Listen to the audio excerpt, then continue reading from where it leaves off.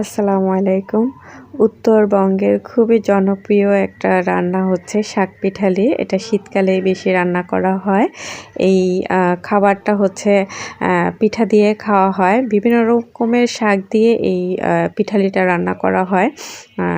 শীতকালেই বেশি রান্না করা হয়, কারণ হচ্ছে শীতকালে নানা রকমের শাক পাওয়া যায়।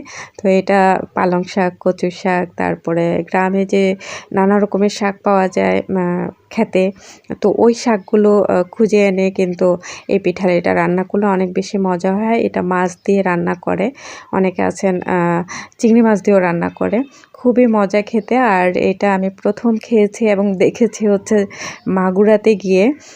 তো যেদিন রান্না করেছিল ওই দিন অবশ্য আমি খেতে পারিনি, আমি ওই দিন খুবই অসুস্থ ছিলাম। এরপরে রিসেন্টলি শিপুর ভাগ্নিরা হচ্ছে শিপুর বাসায় বেড়াতে এসেছে, তো সবার জন্য হচ্ছে যে পিঠালিটা রান্না করে এনেছিল এবং সাথে অন্য পিঠাও এনেছে। তো আমি ইনশাল্লাহ আপনাদের সাথে এই শাক পিঠালিটার রেসিপি শেয়ার করব। এটা খেতে অনেক বেশি মজার, আর এটা প্রায় বিলুপ্ত এই রান্নাটা। অনেকেও আছেন এই রান্নাটা চেনেন না, জানেন না, কখনো শুনেনও নি।